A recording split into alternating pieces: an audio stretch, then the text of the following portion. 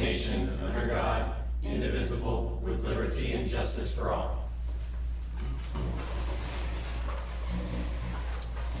Item 3, board to consider and take action on a resolution determining the maturities of and setting a date, time, and place for the sale of the $950,000 general obligation building bonds of the school district.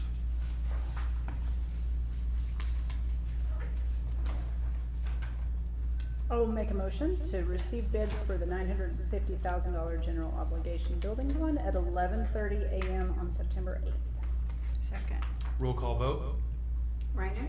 Yes. Palmer. Yes. Gates. Yes. Jaggers. Yes. Item 4, consent agenda.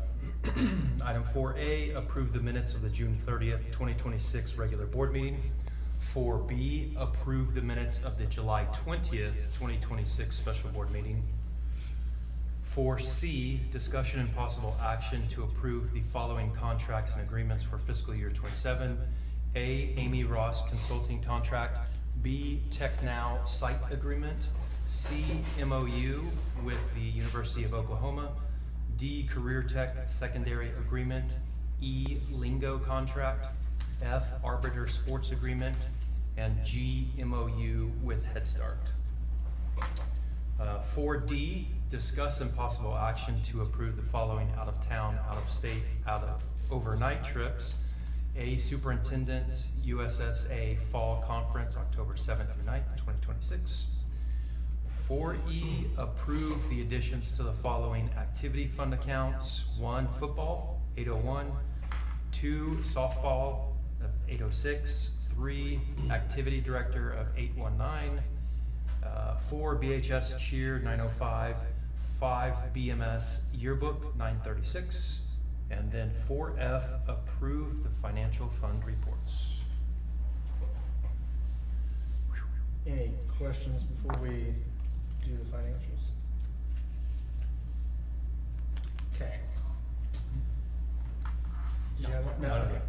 So on activity, just starting out with activity fund, this is the start of the year, and you'll see that it's we started out, our beginning balance is $871,000, and right now our ending projected balance is $654,000. That's minus checks and POs that are out there that haven't been used yet. That is really normal for this time of year. All our fall sports and you know, big sports like volleyball and football are really gearing up, and so you do see a pretty big drop around this time, and then usually into the winter it'll kind of raise, and then you'll start spring sports. So everything's pretty normal there. Moving over to the function summary report. We're starting off with last year's budget. That's kind of how you do it. You can go up to your appropriated amounts, which we're nowhere near that. They appropriate about what they think your estimated needs is going to be. So we're starting off with this budget. Next month we will have our estimate of needs, which is where, you know, I talked to the auditor and we kind of estimate what we think the revenue is going to be. It's usually pretty conservative, and then after that you kind of make your budget off of it. And I think we may be able to do the estimate of needs and budget on the same board meeting, because I have the estimate of needs, it just wasn't in time to get it on this board meeting. So, but these numbers will change here pretty quick, either in September or October when we relook at the budget. So, The appropriated amount, can you remind me how much that differs from last year? If you know that. So the appropriate amount here is, our technical appropriations are, you can go up to your estimate of needs, which I believe was around 21 million, is the amount you can approve a budget for. You know, you never want to do that because you want to carry over and have funds. That's the amount you can. Now, what's appropriated on here is what you guys have approved for the budget. And this is basically, I started off with the budget we had last year. I do think that'll need to go up there are things that passed in law, like the teacher raises and stuff, which I believe revenue will go up because of that too. But this is kind of the starting. Okay. Does that answer? Hopefully that answers your question. Yeah, thank you. And then on the revenue tracking sheet, there, you know, this is real typical too. At the start of the year, you don't have a lot of revenue coming in. You don't receive your first state aid until, we actually have received it at this point, but it's usually August 10th to 12th. I think we received it about 4 days ago. I think it was the 13th this year. And that's your big check, your $1 million one. So not a lot to go over here. Our foundation and incentive looks like it's going to be $11,500,000. That's pretty close ballpark. I didn't have the estimate of needs when we did this, but that is up. I believe last year it was around starting 11,250,000-ish. And really that increase is when the legislator passed these teacher raises, they allocated an additional $100 million to spread out between the schools. And so that's why you're seeing that increase. And then the last thing I would say is we've received our prior federal year funds. They just weren't received by the time we did the revenue reports. So we've got revenue in now. It usually trickles. That's pretty common. So any questions? Okay, so what's foundation and incentive? So foundation incentive is, I'm trying to think of the best way to explain this because it is a little bit complex. So the state takes your enrollment and they allocate so much to public education, and it's a big pot. And they take your enrollment and each kid is a weight. Like I think, and I understand that part. okay. And so they weight them, and there's a factor that they give, and they times it by that weight. And that's how much state aid you're gonna get as a school. And they come in and back out some of the things like real estate taxes and stuff like that. Okay. Did that answer your question? So the word foundation is kind of confusing. Is that like the fundamental funding we get or something? I mean, why would we call it that? Yeah, And that's a good incentive. question. I don't know if it's the best. That's what confused me. I agree with you. It's I the words. don't know that that is the best And descriptor. incentive also Yeah. too. I'm like, is there an incentive in there? Yeah. I mean, it is what it is. You think it would just say state aid? Right. Yeah. Okay, I'm clear now.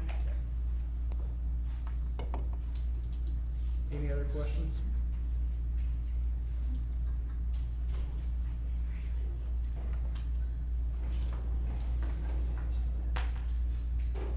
Make a motion to approve the consent agenda.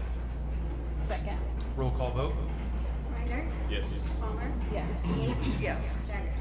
Yes. Item 5, approve the general fund change order encumbrances for fiscal year 26 of $2,778.04. The general fund non-payroll encumbrances for fiscal year 27, number 169 through 224 of $113,406.77. The fiscal year 27 change orders for general fund of $527.72, and the general fund payroll number 70,000 through 70,810 of $3,673,900.40.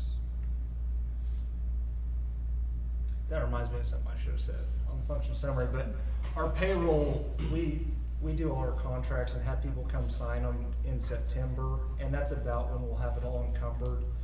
So you encumber, certain people start out in July, certain people start in August, but the vast majority of people start out in September. So that encumbrance will be more like 14 million, give or take, once we've got everything up and rolling. So, which is also pretty typical. On the purchase orders, some of the bigger ones that I would mention are, you'll see PO 174 to Apple Inc. This is part of the Oklahoma Educational Technology Trust grant that we got, and Adam does a lot of help with this, both in applying for the grant and working with the elementary principal on what we're gonna use it on. This is elementary. I think it can be middle school or high school. But that one is, they're doing some iPads, and then 183 is, I believe it's some STEM robots, isn't it? Yeah, it is, yeah. None of them are gonna be able to do accounting, right? I don't know, you better be on your toes. Okay. I'm gonna have to watch out. Okay. 187 to alert services. This is a typical PO. We kind of order all our tape and first aid for the sports at the beginning of the year. So, very normal there. And the last one I think I would mention is 221. We did a lot of construction in the high school office, and there's just a little bit more that we're probably gonna do. I think it's around fall break is what we've got scheduled, doing a little, kind of closing it off with some glass, is my understanding, for 7,300. Any questions on those or any others? Just curious, number 234, where do we have gophers? Mr. Marshall? Where do we- Baseball and softball primarily, they run rampant. From what I had been told 3 years ago, I believe it was, possibly 4,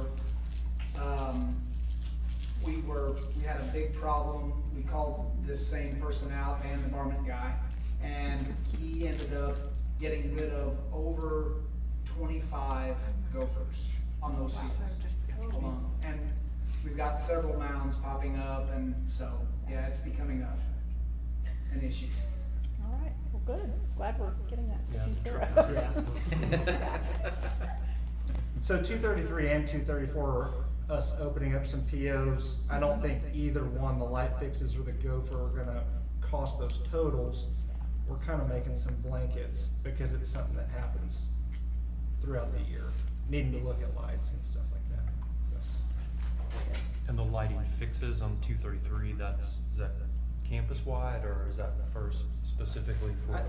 This is specifically for the athletic complexes, and right now, I think one that we're needing to have looked at is the softball field. Am I correct in that? Yes, Mhm. yes, The light bulbs? left field lights, Mhm. next to the indoor, there was a bank of them that weren't fully coming on, so we need to get that taken care of. Yeah, I don't know that this probably wouldn't cover repair. This is more so we can get them to come out and look at it and then kind of go from there, on that one. We don't think it'll cost all that to look at it. That's, so they can look at it throughout the year. But we may have if there's a big fix, we may have a different PO, so.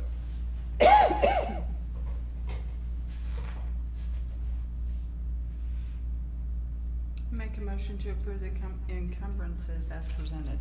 Second, Roll call vote? Reiner, Yes. Palmer, yes. Yates, Yes. Jaggers. Yes. Item 6, discussion and possible action to approve the revisions to the following board policies. DHAC, staff members and electronic or digital communications. DED R2, bereavement leave regulations. BAAB, nepotism. DABB, records investigation. DABBE, affidavit of good standing.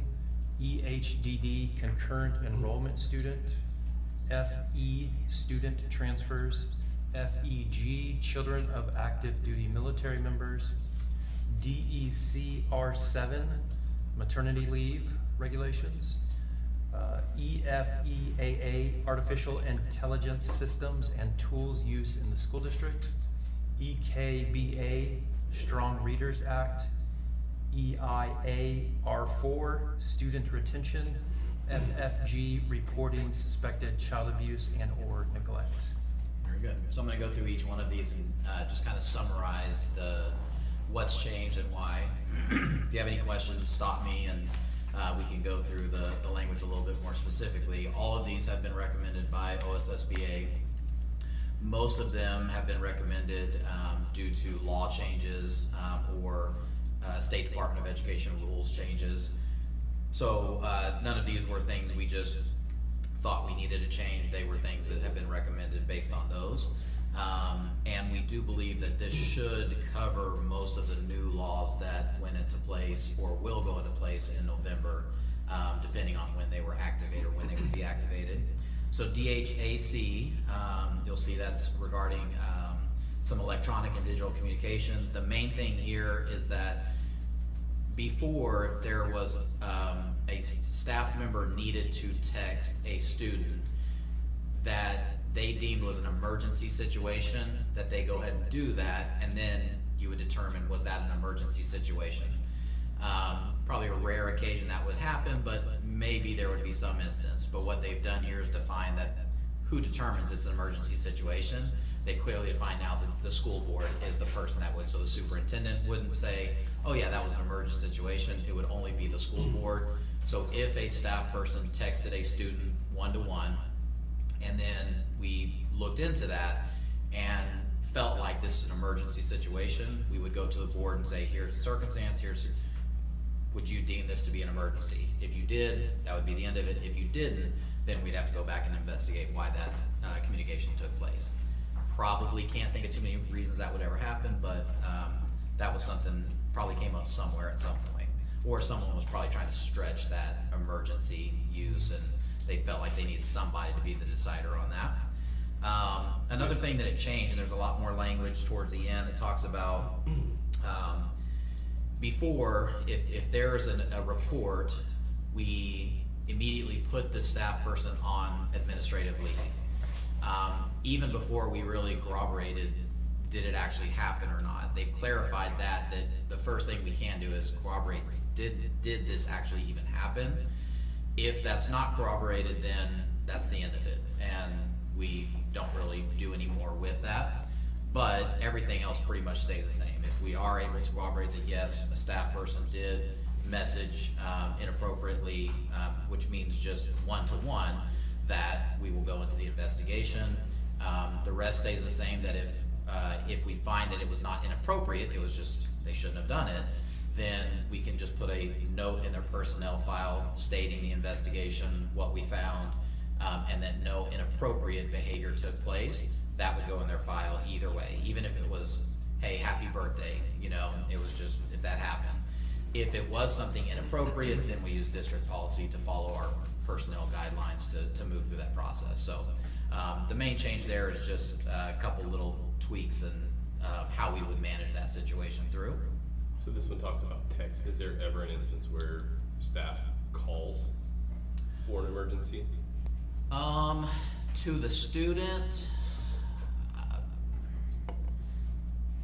I would say not often, because usually the staff person is going to be with the student if it's going to be an activity or something. So I would say that's ideally no would be the answer, and if they are, then we would want to find out why and go through that process. Yeah, good question. And just as a reminder, staff use school email. So the way a staff member can communicate one-to-one with a student is with a staff email, because we have access to track all those things. And then Rooms is another one that we have that we use, so we can message or in that app. But those are the two ways that staff can interact with students without including a parent. The second one is nepotism. It's just a policy on nepotism, and all it did, it's just a technical change. They changed the law with the number of required number per district. You'll see that at the bottom. It's just a number change that changed in the law. Doesn't affect us at all actually, but needs to change our policy. The next one, DED-R2, is bereavement leave. There was a new law added that stated that districts have to provide staff people who have a loss of an immediate family member with 3 days of bereavement leave. So we have to put that in policy. We already give 3 days of bereavement leave. The only thing this would affect for us is if, which which again, I think we would have worked it out either way, but if they use their 3 days of bereavement leave for an immediate family member and then a second immediate family member, we would give them 3 more days. But again, we would have done that anyways. I'm guessing maybe some districts don't even give 3 days bereavement leave, and this is just a requirement that they do, specifically for that. The next one is DAAB, and this changes some requirements to allow for an affidavit instead of a national criminal history check. And what it essentially says is that if a person has taught as a teacher for 5 years within a district and they've done all of their history check, if they want to then sub, they can bypass the national history check, but they have to then sign an affidavit, or the district they're coming from has to sign an affidavit saying that they did pass the check. They have to provide that report to us, and then the district has to sign the affidavit saying that they were not being investigated for anything or they didn't have any issues. This is a law change again. I don't know that we would use this very often. I think if it's someone we don't know, we're gonna probably do the check. I mean, I just think that's probably best practice. I don't wanna rely on another district to say something that we can't verify as fact, but it is a law change, and so, and it goes the other way. If you sub in a district for 5 years and you've already done that check and you wanna go teach, you can also do the same thing. Again, unless they've been in our district, that may be the one case, is if they're our teacher that's retired and now they're wanting to sub or something like that, maybe like that would make more sense, but not coming from another district, so probably wouldn't use that very often. The other one, DABB-E, that is just the letter or affidavit that we would use if another district requests that from us. So if other districts are using this policy, maybe more so than we are, and they say, hey, we're not gonna make this person do that check, they've been in your district for 5 years and now they're coming to our district to sub, we need an affidavit, we'll just use that form and fill it out to use. EHDD, concurrent enrollment with students. It just adds the language of who qualifies for concurrent to be between 13 and 20 years old. And again, that's just adding language to that policy to clarify that. Let's see, FEG, Children of Active Duty Military Members. So this policy, there's a lot of changes on there. There was new legislation passed. In practice, this doesn't change for us very much because active military already were granted a transfer, automatic transfer if they requested it. But one thing it does, it redefines and clarifies what is active military and what they have to produce for that. So it's a lot of words and a lot of language, but you'll see there's a lot added and a lot taken away. They kind of just redefined all of that policy. I don't believe in practice that's going to affect us very much because we were already bound to accept military transfers. DE7-R7, this has to do with maternity leave, and they changed a law that adds language for adoptions of children under the age of 4 to also be included or qualify for maternity leave. So good change there, but that's just matching the policy in a couple different places to match that it's also for adopted children under the age of 4. Let's see, EFEAA, Artificial Intelligence Systems and Tools Used in the School District. This is probably the biggest change and newest one for us. We have not currently had a policy, so all of this policy is new to us, although it's not necessarily new to other districts. And we just kind of come along with AI for a while. You know, it's like we were hesitant to use it with students for a lot of the reasons you see here. Last year, we kind of opened up a little more use with students and teachers using a little bit more. So we felt like this is good, one, because some laws did change with AI, and the law changed to say that parents can now opt out of face-to-face use of AI. How's it worded? Pull it up here. Student-facing AI tools. So this is basically us telling the student, hey, we want you to use this AI tool for this assignment, and the student is gonna be interacting at one-to-one. It doesn't apply to things like computer programs that have AI built into them, so that if I answer a question correctly, it's gonna use AI to then move to another, segment. So it's only student facing, but it does give the parents the right to opt out of that completely. If a parent says, I don't want my student doing student facing AI, then they won't be using it. And that's based on a law that was changed. However, all of this is really good because it provides guidance to our teachers on how they should communicate the use of AI with their students. So if they're going to use AI as a tool, they need to be very clear with the students. Here's how you can use it, and here's how it's appropriate to use it, and here's how I don't want you to use it, to be very clear so students don't get caught, in unknowingly using it in a way they didn't want. So there's some guidelines there for students. There's some guidelines for staff. We do have staff using AI for a lot of great purposes, whether it be lesson plans, could be to some degree generating some differentiated instructions, things like that. But one thing that we have informed our staff to be careful of, especially when it comes to individual education plans, is you are not allowed to put students' names and specific details into those because those are shared, right? So this provides language to that, telling staff that, reminding them about FERPA and making sure they're not putting confidential information into the AI tools, which again is a great thing to have in policy as well, just in case that ever were to happen.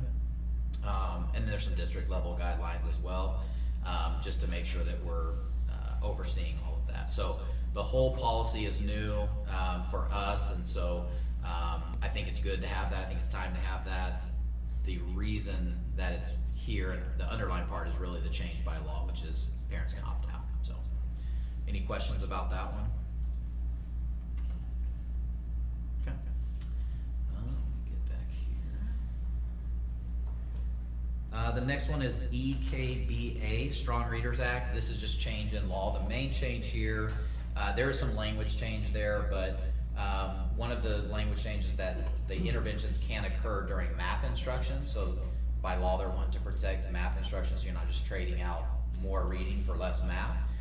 That was not our practice anyway, so again, that's not gonna really affect us. So which takes us to EIA-R4, which has to do with student retention. Now this one is a lot of change within that policy, but the reason for those changes is because they've gone back in law and said that students can again be retained in third grade, or should be retained in third grade if they don't meet certain criteria to advance. They've added back the language of good cause exemptions. It's very similar to what we had several years ago before they did away with retention. So kind of just putting that language back in so that students in third grade who don't meet those baselines and standards and also don't meet a good cause exemption will be required to be retained again. So that's just how the law was changed, and so we're matching policy to that.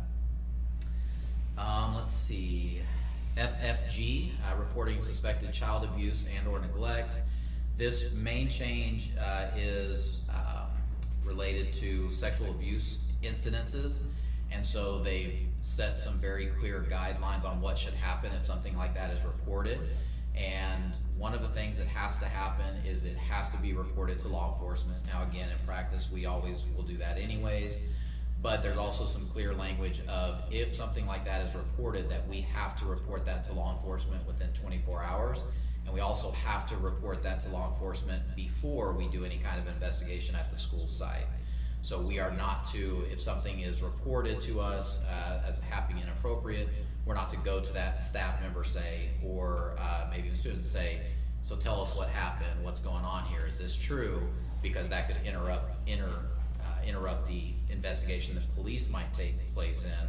And so they want the law enforcement to have the first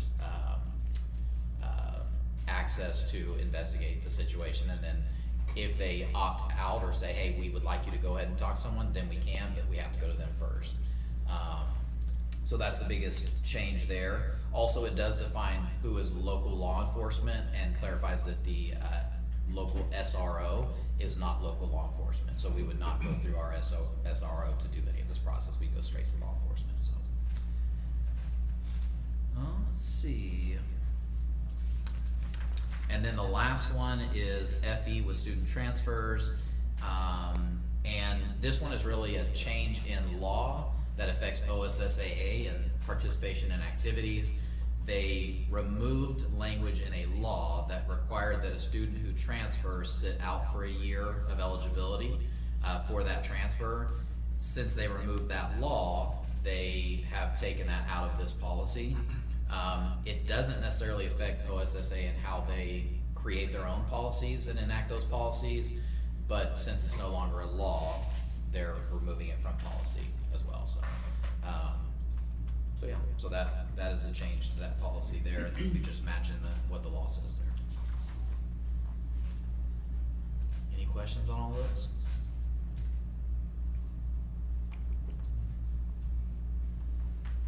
Motion to approve board policies FFG, EIAR4, EKBA, EFEAA, DECR7, FEG, EHDD, DABBE, DABB, BAAB, DEDR2, DHAC, and FE. Second. Roll call vote? Reiner. Yes. Palmer. Yes. Yates. Yes. Jaggers. Yes.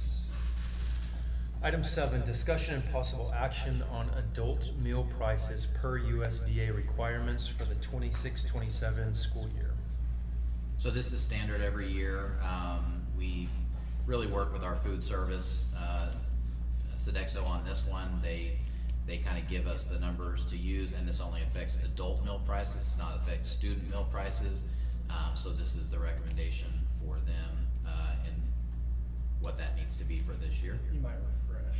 Okay, so my attachment's not pulling up. Yeah, this really is a procedural deal every year. The USDA releases their minimums, and my understanding is you have to set it at the minimums, so. I make a motion to approve adult meal prices for the 26-27 school year. Second. Roll call vote? Reiner. Yes. Palmer. Yes. Yates. Yes. Jaggers. Yes. Item 8, discussion and possible action on 11th and 12th grade students receiving credit in math and science for math and science courses offered at Canadian Valley Technology Center. So this is very typical, every year we'll do this, and so this is just for Canadian Valley Technology Center.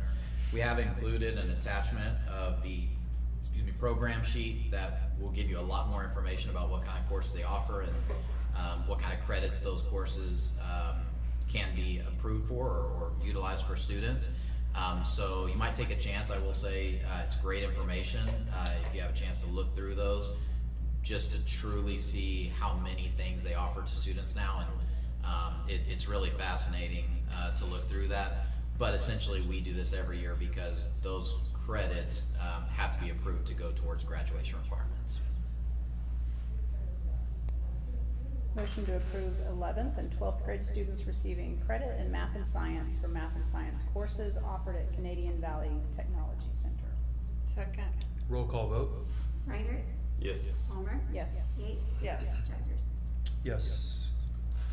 Item 9, discussion and possible action on 11th and 12th grade students receiving credit in math and science for math and science courses offered at Francis Tuttle Technology Center.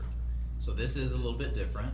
We had some conversations last year of how we work with our career tech programs, and realizing that we have a number of students who are in Canadian County and that technology, CV Tech.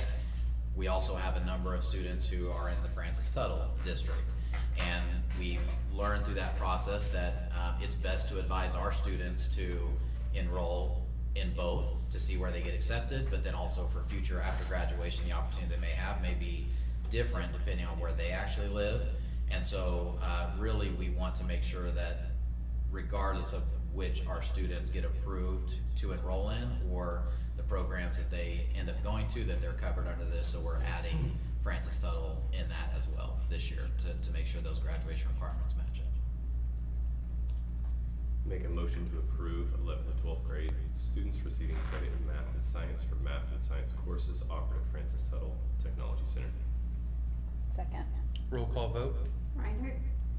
Yes. Palmer. Yes. Yates. Yes. Jaggers. Yes. Item 10, discussion and possible action on the addition of an adjunct teaching position with certification in the area of English for teaching high school English requiring board approval from OSDE for certification in English. Very good. So you'll see the next couple of items are related to adjuncting teachers. And so one thing I want to clarify is, when would there be a situation where you might do this? You'll also hear things like traditionally certified, which is any teacher who's certified in the area that we're hiring them to teach. Then you're going to have alternatively certified, and you may even have emergency certified. Alternatively certified means, in a lot of cases, and really for us, means they're probably certified to teach. They've got their degree in education. They're certified in some areas, but they may not be certified in the one area that we're asking them to teach a section or a couple of sections. And so in this particular case on number 10, we had a teacher that we know very well, who's worked with us for a number of years, former retired teacher, English teacher, great teacher. But their certification only went to 8th grade. And so we would like them to teach high school to fill a role. We had a number of English teachers this year.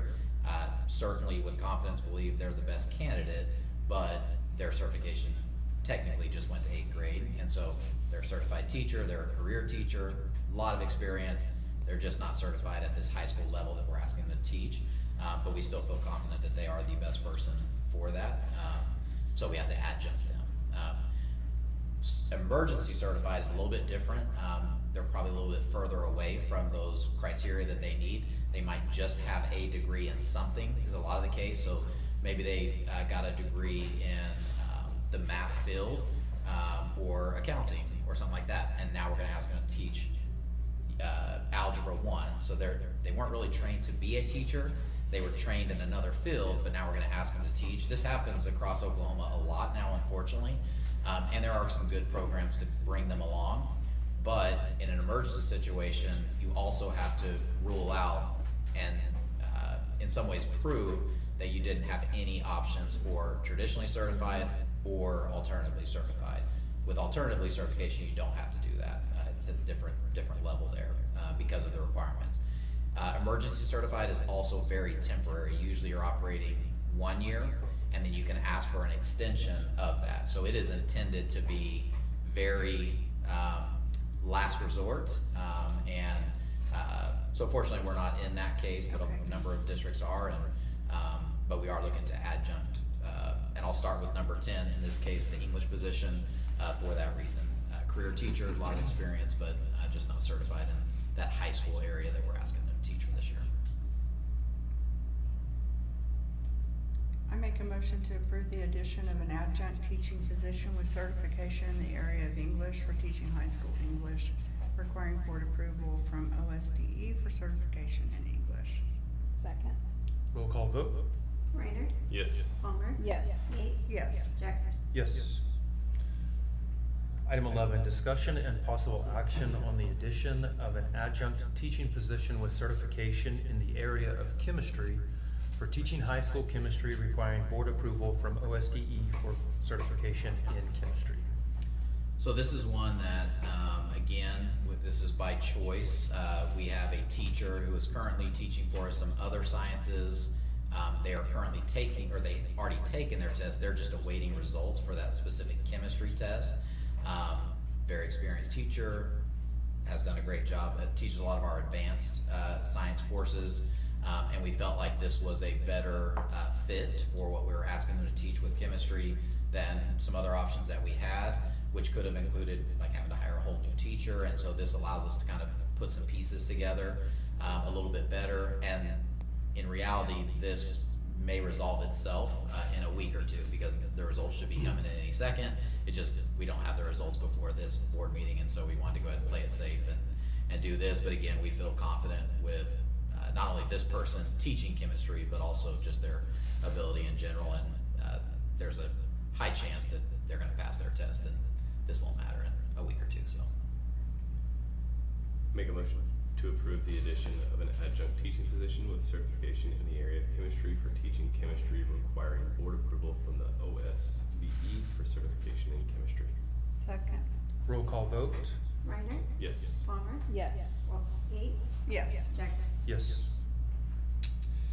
Item 12, discussion and possible action on the addition of an adjunct teaching position with certification in the area of dance for teaching POM, requiring board approval from OSDE for certification in dance. So this one is probably a little more familiar. We've done this one for the last several years. Our POM coach works in the district, but we also have our POM coach teach in the middle of the day that POM class. But we have to adjunct them to teach that class. So again, no hesitation in recommending that, and we've done it several years, but this is what's required for her to teach that class. I'll make a motion to approve the addition of an adjunct teaching position with certification in the area of dance for teaching POM, requiring board approval from OSDE for certification in dance. Second. Roll call vote. Reiner. Yes. Palmer. Yes. Gates. Yes. Jaggers. Yes. Michael Mont will discuss school improvements.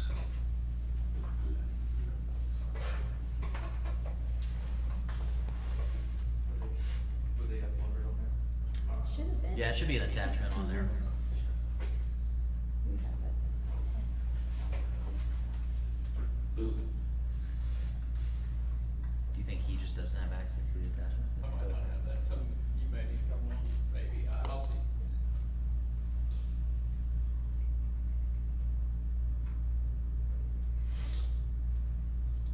As he's looking, Mr. Mont, we do have the slide access to it that we can look at, but I don't know if you've got a printed version. I do not.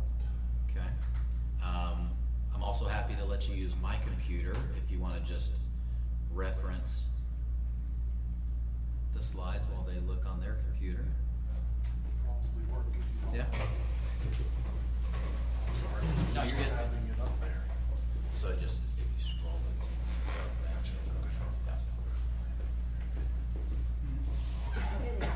Oh, There it is. That's it, It is, okay. Yeah.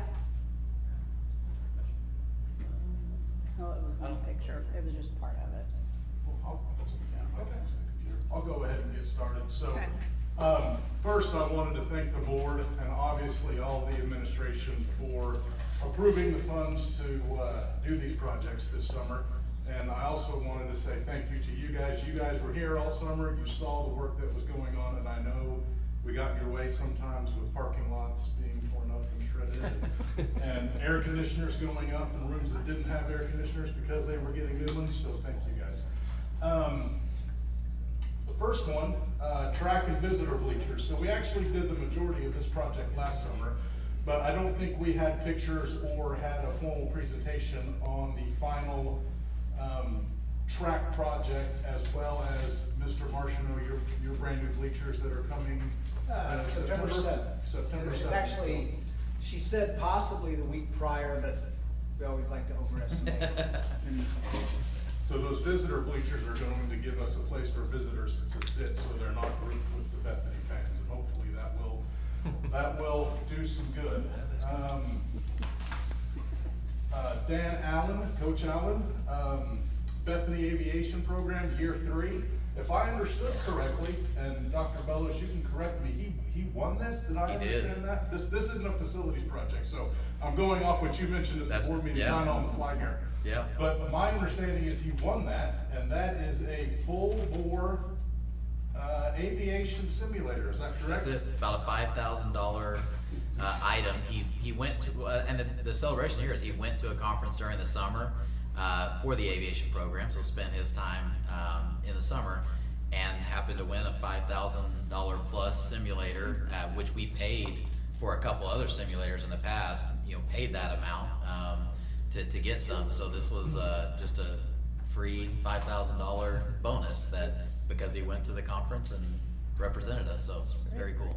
And then a little bit more on the facility side. One of the things that we've lacked for probably well before I was here was a lift. So we've got a lot of ceiling tiles, a lot of projects that go on in the elementary school gym and the high school gym with the championship banners, and Mr. Jasper and I discussed potentially getting a lift. So we picked one of these up from Duke Reynolds. We own it. It's about a 30-foot lift that'll get us all the way to the gym ceilings. And what the guys really like about it is it's very mobile, so you can get in it and drive and don't have to push it. And it's been very nice. We've used it quite a lot already, and I just wanted to take a moment and thank the Bethany First Church. So we've used their lift for the past 4 years, and they've been very, very nice to let us borrow that. Elementary sewer line.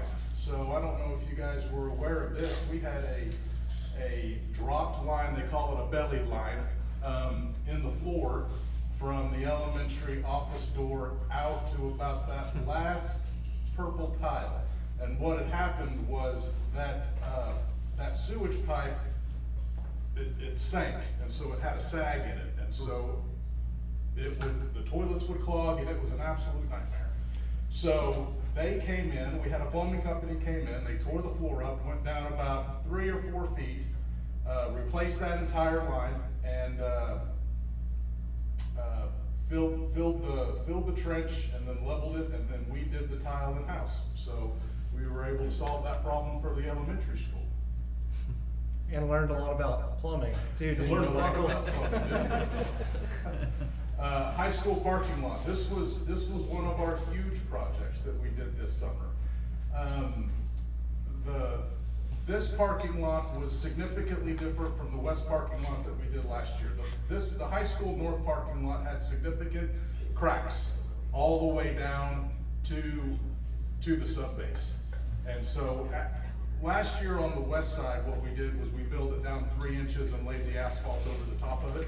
This is essentially a brand new parking lot. They milled down 6 inches, then they removed the substrate and redid the entire thing and painted it. And if you're a facilities guy like me, it doesn't get much better than new parking lots. I mean, it's beautiful. I look at it every day when I pull in, and I just think that's a beautiful parking lot. And I know most people are like, you're weird, Michael, but I've done it for 20 years, and it's just neat to see things that you can improve come to fruition. Weight room flooring. So you guys may know a little bit about this. The old flooring was probably it was close to 20 years old. Had some bubbling for moisture on it. It was a hazard. So we worked with Mr. Martineau and identified a good flooring for a weight room, and that was installed. I think we got that installed, what, late spring last year? So probably just before the summer.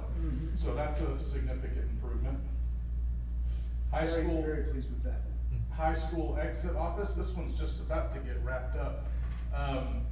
Mr. Jewell worked with some of his staff on donations, and we were able to put in an exit office that replicated what we have at the elementary school. And in addition to that, we also did a couple of offices in there and just kind of rearranged some of the area for a little bit more space efficiency for the high school. But if you haven't had a chance, they've got the glass in there now. I recommend you go have a look. It's a good looking exit office now. And then obviously we had more desks and digital classroom boards across all 3 schools. High school gym bleacher repair. This was an interesting undertaking. I'd never done anything like this before. You know, the bleachers in the high school gym, they retract and they go in and out. And we'd had significant issues with them for a while. We were afraid once we'd get them out, we weren't going to be able to get them back in or vice versa. So we had a company called SOPA come out. They did a complete investigation into the retractable bleachers, provided us a quote for full repairs, and now they work. I haven't even gone to mess with them, but my understanding is from the guys, they're phenomenal. They're smooth and quiet, Yes. in and out. And, no and problem the guys at all. from SOPA let me know that they don't make the parts to those. That's how old they are. And they were able to find those parts so that they could repair the parts we needed so that they could repair them. And they left about 100 bleachers, extra new bleachers that we can snap in. Once they get shipped, because they'll get shipped over time and things like that. The entire top row that is against the wall at the very top of the gym is all brand new seating, and he said they're much better seats.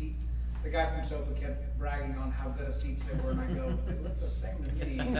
But I'm sure they are when you get up there and, you know, and actually sit in different seats, so.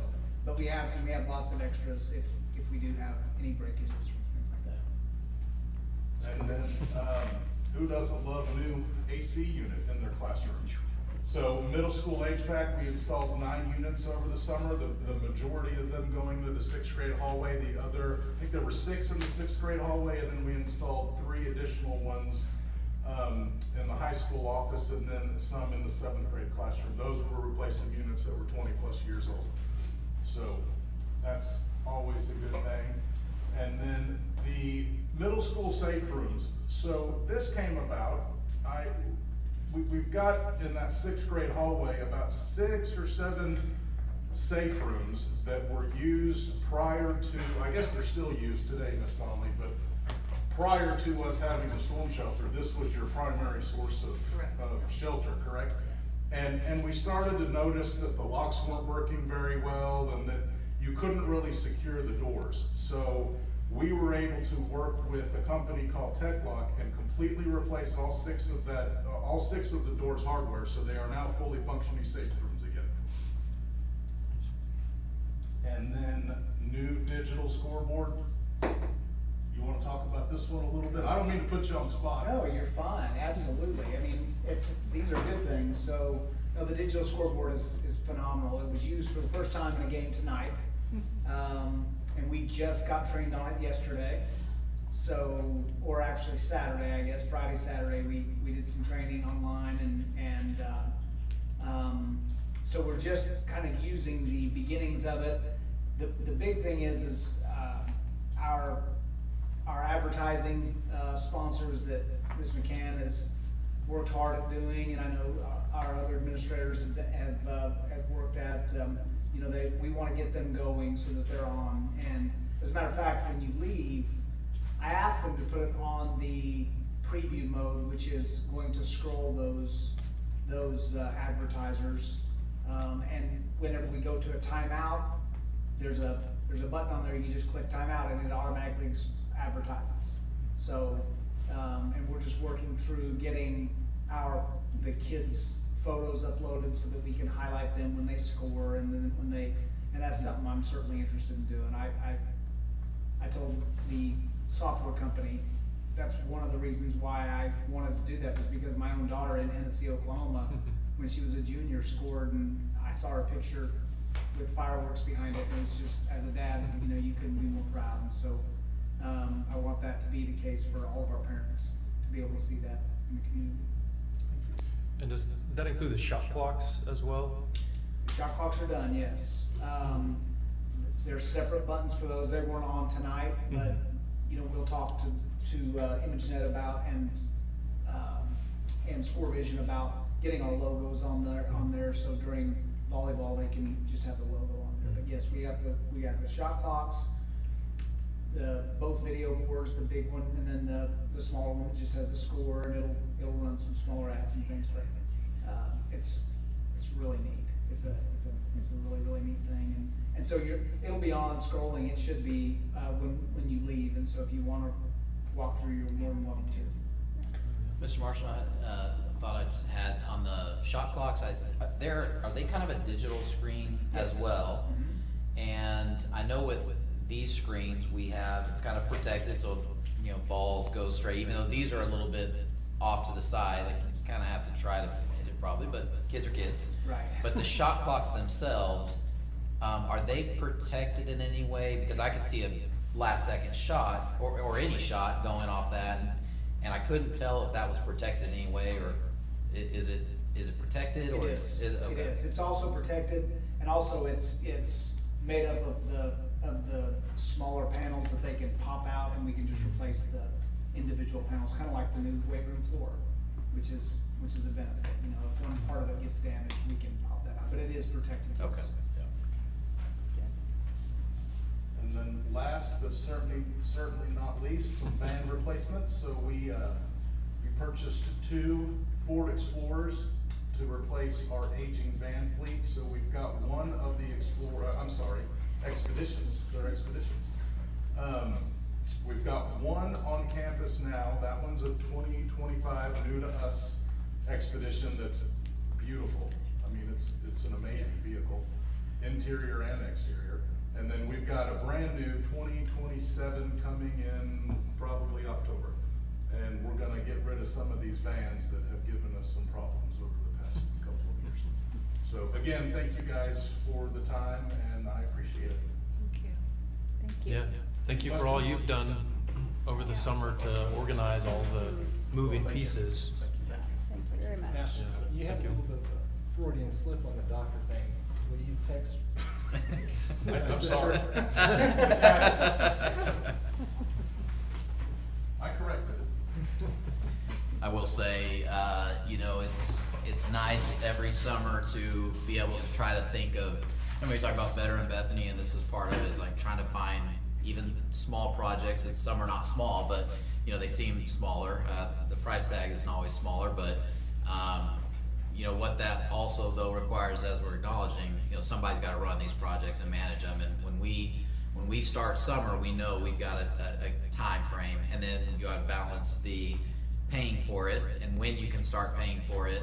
And so it really is a lot of coordination between the business office and Mr. Jasper, and then with Mr. Mont, and having to manage contractors and subcontractors, and it's really exciting because and you know, these aren't even all the projects. This doesn't include all the little repairs and tickets and things, but it takes a lot of work to continually improve a number of projects every summer, but that's how you stay ahead of things. And so, you know, I don't know anyone busier than probably Mr. Jasper rolling the budget, but then also coordinating with Mr. Mont and his crew to get all this done. But when you attack every summer a group of projects like this, you look ahead and okay, that's good. Now we're moving on to other things, but you know, they're certainly not taking it easy during the summertime, and we all get to benefit from that. So appreciate both of you guys and everyone else who's involved. So. And I'd just like to say how much I appreciate Michael. I've seen this before, but I think he's one of the best facilities person in the state. Got to be, and he helps me out a ton. I couldn't do it without you. So thank you so much.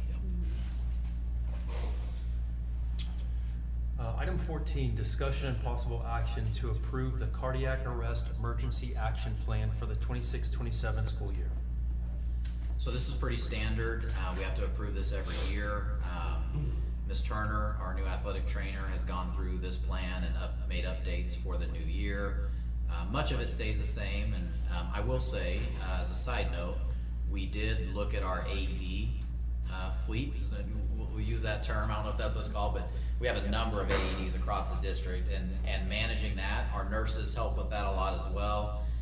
It's a project just by itself because you have dates, deadlines, they have to be reviewed every year and checked and inspected. We had a number of new ones that we had to purchase, and that's another part of it. So the plan itself is here for approval. A lot of it's just rolling over the year and making updates, but it is quite an undertaking to make sure, and really, really important to make sure where we have AEDs and where we have them labeled, they are working and functioning. And that's a whole nother side of this plan that goes in the background that you may not, you know, notice as much as you just look at the plan, but a lot of work goes into ensuring we have them where we need them and ensuring they're in working order every year constantly. So we also have one of these carried to away games as well. So you know, and also those facilities should have them there, but we do a good job of making sure that we have these on hand. Very, very important. So who'd you say is responsible for going and doing those monthly checks, making sure pads are, The nurses. Yeah. nurses do all that? And they work with a company as well to check those also, but they really make sure it's all done. So. I'll make a motion to approve the cardiac arrest emergency action plans for the 26-27 school year. Second. Roll call vote. Reiner. Yes. Palmer. Yes. Yates. Yes. Jaggers. Yes. Item 15, staff reports. All right, for staff reports, I'm not gonna go in the order that's maybe here, I don't know what y'all have listed, but let's start with the high school, so we don't have to start with elementary school. We'll let Ms. Silva see a few people go before she goes, but just give us a quick rundown of highlight an item or something and let us know what you got going on. Well, I think the biggest thing for sure was either the parking lot, which is a giant, what even Mr. Mott didn't mention was he thought about the idea of knocking out that yellow curb and creating one parking lot instead of two random segmented parking lots. I think it's a huge idea, love it. It makes the parking lot safer for our kids and it adds a couple more, we gained about, I think like 10 or 15 more spots for the parking lot, which is really nice. You know, we already had a limit for parking, which is a big deal for our seniors and our juniors as well. And then for community members, we have games, volleyball, basketball. The second thing for sure is the Kelly family. I mean, guys, their donation to the exit office is just making our school a safer place for our students, which is our #1 priority, is get safety and security taken care of, and it's absolutely spectacular.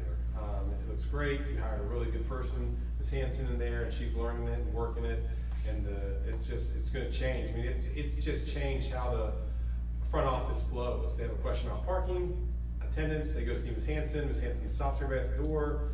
I mean, it's really nice. So that donation from the Kelly family is just, it's a game changer. Those are the two big things I would like to isolate for sure and talk about. All right, middle school. So on mine, I just want to brag about our new Broncos, the new teachers that we have. We have 4 new certified teachers. One of them is not listed on here because he was hired after I'd already entered my board report. But just the excitement that they bring, and they come in and they're like, you guys have a great school. These kids are amazing. And just coming from the Mustang area or Yukon and just around surrounding areas and just listening to them and them brag on our kids. And, you know, sometimes I think we take it for granted when we're here day after day and we see it. And just listening to that, I've been able to get into 2 of the classrooms just to watch the teaching here in the first 3 days, and it's amazing. And so I think we really did good with our hiring, and I'm excited about the year with these new teachers. All right, special services. All right. We had a lot of new staff. We are completely full now. Hired. We were able to fill our teacher assistant positions, which is huge because those are really hard positions to fill. But the coolest thing is that at the OSDE Special Ed Conference this summer, our district was recognized as having the highest percentage of special education students who scored proficient for 11th grade reading for medium-sized districts. So, and they kind of award the highest and then second highest and third highest, and we were #1. So that was like way exciting. And then Bethany Children's, they'll be coming back on campus after Labor Day. Very good. All right, elementary school. Awesome. Okay. I would second what Mrs. Donnelly said. Our kids at the elementary are excited to be back. Our teachers have done a fantastic job. As you know, the first few days can be a little chaotic and a little crazy, but everyone is all hands on deck. No one complains about starting their duty early and being there for the kids, and so that's been great to see. And then we just have the best kids, and I thought that at the high school, and that's true at the elementary school too. I've been very impressed with just how they are the first few days and learning procedures and being on top of things. To add to that, I would also give kudos to Mr. Mott and his team. They show up every time you call and every time that I need something, no matter how small and minuscule it may seem. I know they have big things to do, but they always show up and they never complain and they get things done, so we appreciate that. Our kids are most excited about our playground. Those improvements are starting soon. My personal kids think that it's me that has done this. I've told them multiple times this has nothing to do with me. But all the kids are really excited about the PTO funds that were raised last year to make these improvements, and those will be completed over fall break. So we're very excited about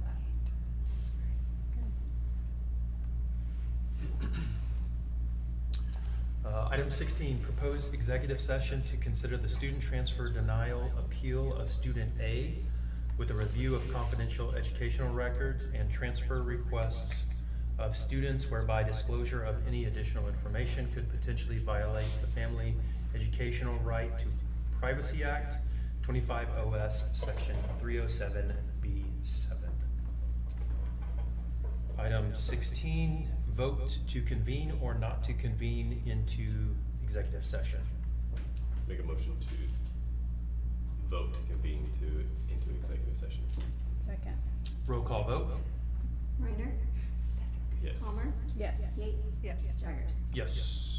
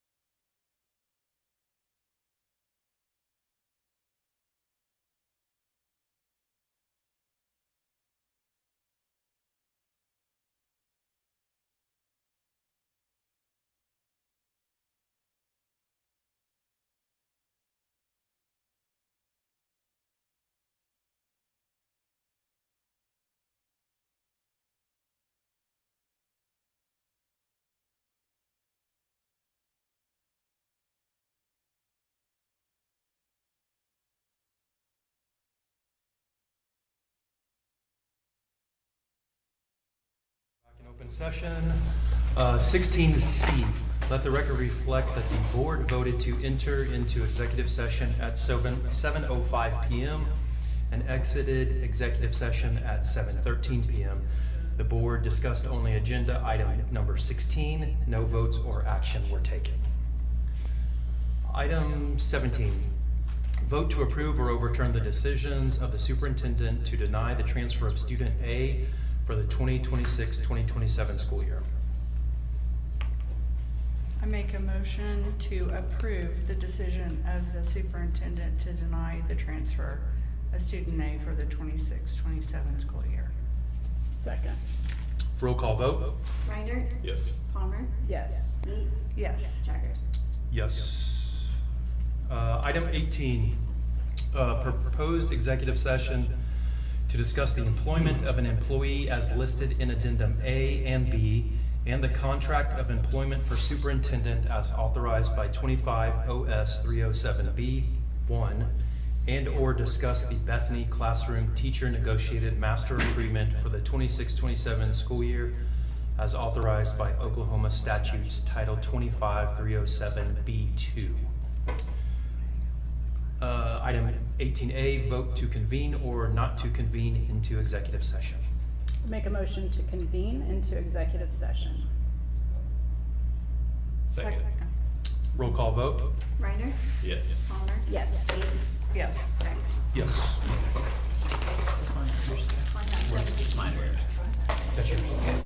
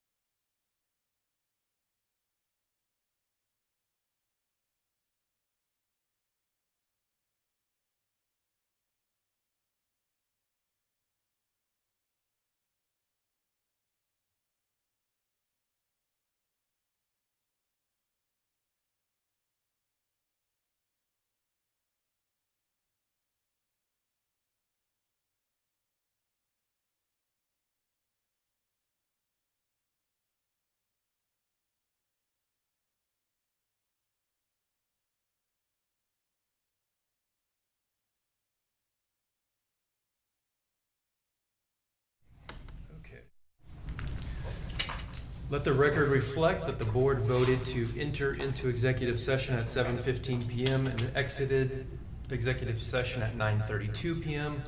The board discussed only agenda item number 18. No votes or action were taken. Okay.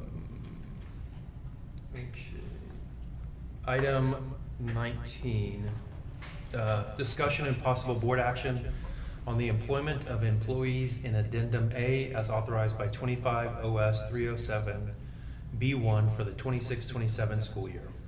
Motion to approve the employment of employees in Addendum A as authorized by 25 OS Section 307B1 for the 26-27 school year. Second. Roll call vote? Reiner. Yes. Palmer. Yes. Yates. Yes. Jaggers. Yes.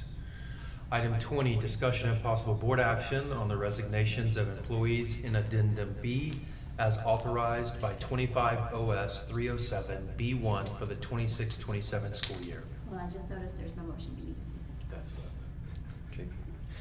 Sorry. volunteering for that one. Okay, I'll do it. I make a motion. She's putting the recommended motion on there. Oh, she is, okay. I'm sorry. I just noticed. I thought I checked it earlier, but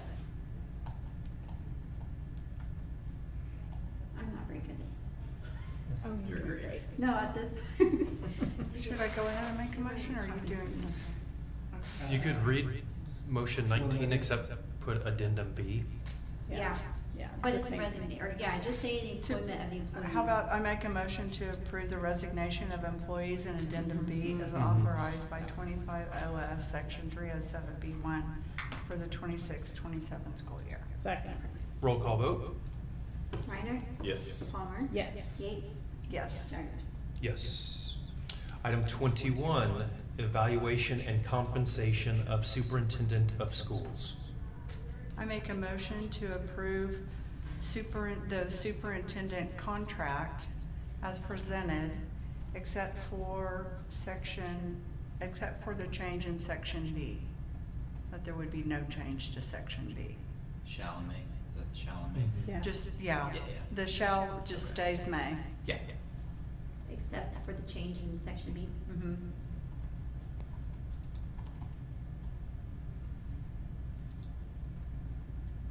Are you gonna second? Oh, second. I was waiting for her to get it typing. Roll call vote? Reiner. Yes. Palmer. Yes. Yates. Yes. Jaggers. Yes. Item 22, discussion and possible action on the 2026-2027 Bethany negotiated classroom teacher agreement. Motion to approve the 2026-2027 Bethany negotiated classroom teacher agreement. Second. Roll call vote? Reiner. Yes. Palmer. Yes. Yates. Yes. Jaggers. Yes. Item 23, informational items.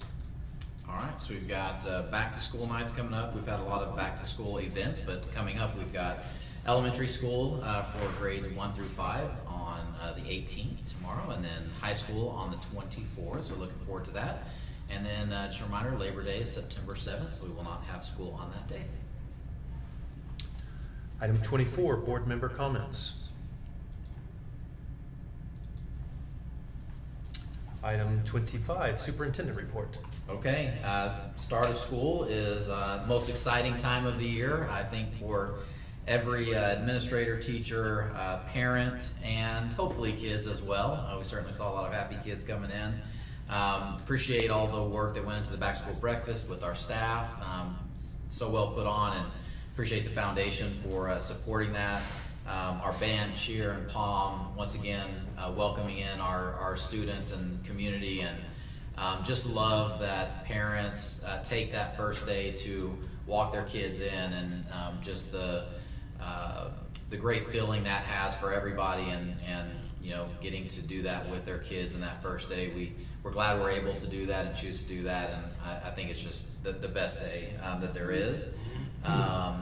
And want to also thank the foundation. I know they're preparing some exciting things that they're doing internally that they've really been working on for several years, and kind of getting some things to fruition now that are going to be, I would say, game-changing to the foundation and how they operate and how they fundraise. And so be looking for some information on those programs and anyone who would like to participate in those. I think there's big things coming in the foundation, and looking forward to those. Also, we're getting ready for all of our season. Actually, some have already started. We've got softball already started, volleyball's already started, football is coming soon, and so we're fighting the heat right now and doing that, but those things are going well, and I'm enjoying getting back to seeing some activities that our kids are participating in. I'd like to thank the board for their support and just all the help you provide this district and in thought, and always asking good questions, and really just challenging us as a district, me as a superintendent, as a leader of the district, but also just us as a district to continually be pushing forward. And I love working with this board, very professional, always asking questions, the right way, and asking good questions that need to be asked. And so I think it's just a blessing to be able to work with this board in particular, and appreciate your support there. And finally, I would like to encourage everyone on August 25th to get out and vote. We've got some very important decisions coming and some primary elections, and certainly the superintendent of schools election is going to be a big one for us in Bethany, and there's some state questions that are going to have some big impacts on our state and certainly public schools as well. So just encourage everyone to get out there and vote and use your voice in that way to support Bethany and support public schools. So appreciate everyone's vote on those days. And that is my report. All right, thank you. We are adjourned.